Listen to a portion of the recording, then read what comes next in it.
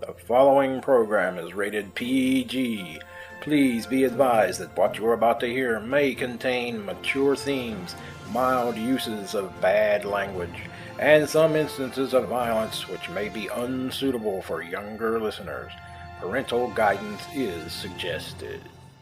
This is a presentation of Dream Realm Enterprises, where dreams become reality.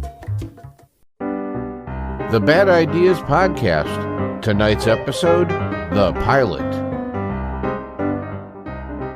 Hello folks, and welcome to a brand new show at Dream Realm Enterprises. It's called Bad Ideas. I'm your host, Lee, and I'm joined by Matt. And in these episodes, we will compare a movie to another kind of movie. But there is a twist. Would you like to explain that, Matt? Yeah, sure. So everybody knows that sequels are never quite as good as the originals. And everybody knows that crappy bootlegs are also never quite as good as the originals. So instead of just comparing the sequel to the original, or the crappy bootleg to the original, let's compare the crappy bootleg to the crappy sequel. And as children of the 90s, we were, how shall I put this? We were bombarded with not so great sequels, thanks to a certain corporation. It really did feel like every month there was like a direct-to-VHS sequel coming out of Disney though, growing up. If you like this, don't forget to check out the direct-to-VHS sequel Jungle Book 2 and Jungle Cubs. Was there a Jungle Book 2? Yeah, it's a Jungle Book 2. Really? Yeah, I know. Oh, yeah, it did happen, didn't it? So we'll be covering that film at some point. Yeah. Just that enthusiasm, folks. Do you hear that? Life is pain. Anywho, so to help better explain, we are now going to discuss the pros and cons, the merits and bad points of two recent live-action Disney films to make it more easier for the audience to understand how the show goes. So we decided to start off this brand new series with, instead of just comparing a crappy bootleg to a crappy sequel, we decided to combine both into one. One crappy bootleg sequel to another crappy bootleg sequel. One wasn't a crappy bootleg sequel, one was actually a full-blown remake. Same thing. Actually, they were both full-blown remakes. Same thing. Same quality. It's the same thing. I mean, I'll give this for Beauty and the Beast. Luke Evans as Gaston was pretty good. You say potato, I say onion. Anyway, so we're going to be looking at, and, you know, in my corner, I'll be defending the live-action Mulan movie. You know, that movie that introduced the whole idea of paying £30 to rent a movie on a streaming service. £30? Are you guys insane? It's only a negative in its book. Don't know how it could possibly get any more negative than that. Whereas Matt here is going to be defending...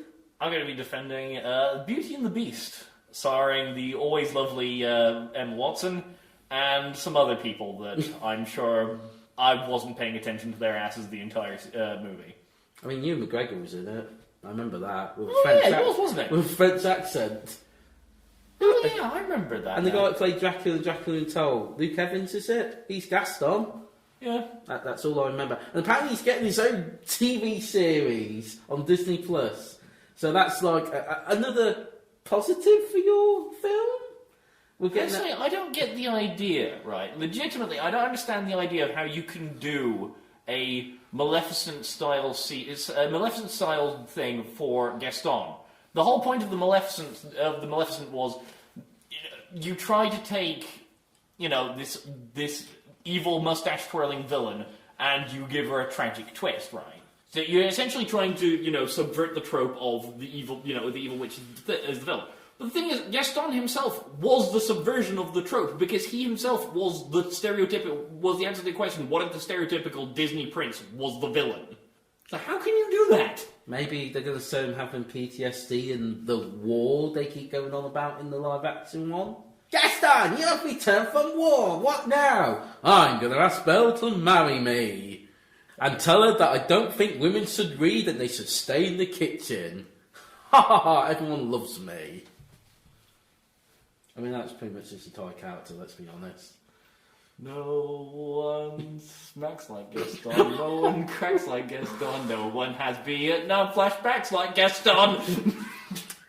Anywho, as we've already talked about related media, let us get straight into the thick of it. Let's talk about the live-action Mulan versus the live-action Beauty and the Beast. And actually, you know what? I will let you start, my friend. What, name a positive about your movie that's better than my movie. Well, to start off with, my one doesn't have credits thanking the Chinese death camps for the use of their killing fields and the use of their inmates as slave labor. Lee, where are you going? Come back. Lee! Oh, he's gone.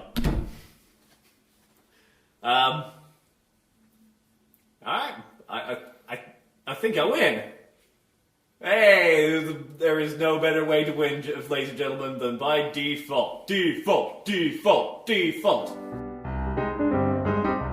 Featured in tonight's episode were Lee James Sands and Matthew Sharp. Bad Idea music by Kevin McLeod of Incompetech.com.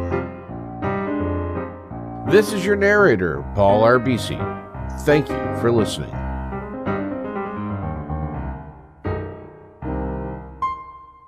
This program is copyright 2023, all rights reserved, and is brought to you by Dream Realm Enterprises, always warping to new dimensions.